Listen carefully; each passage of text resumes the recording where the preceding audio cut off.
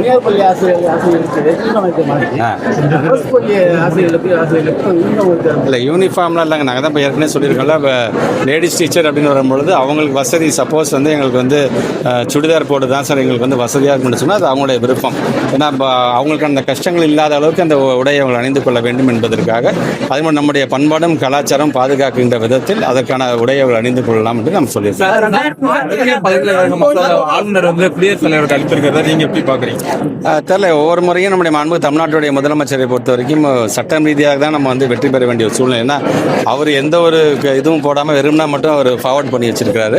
கண்டிப்பாக நம்முடைய மாண்பமை பொருந்திய நீதிமன்றம் ஒரு நல்ல ஒரு தீர்ப்பை கண்டிப்பாக நம்முடைய அரசுக்கு வழங்கும் என்ற நம்பிக்கை எனக்கு. திட்டத்தின் முன்னாள் அமைச்சர் சி சண்முகம் தொடர்ந்த வழக்கை வந்து உச்சநீதிமன்றம் தள்ளுபடி பண்ணியிருக்குது.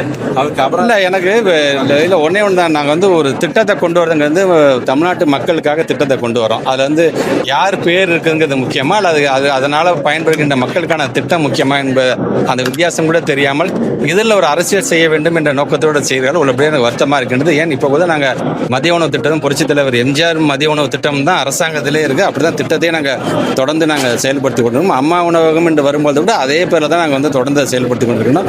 ஆனால் அது ஏன் என்று தெரியவில்லை. ஒருவேளை இது நல்ல ரீச் ஆகிடும் என்று நினைக்கிறதுக்காக ஒரு பயத்தின் காரணமாக செய்கிறார் என்று தான் நினைக்கிறேன். பிளே ஸ்டோர் மற்றும் ஆப் ஸ்டோரில் இருந்து பாலிமர் செயலியை QR கோடு மூலம் பதிவிறக்கம் செய்யுங்கள்.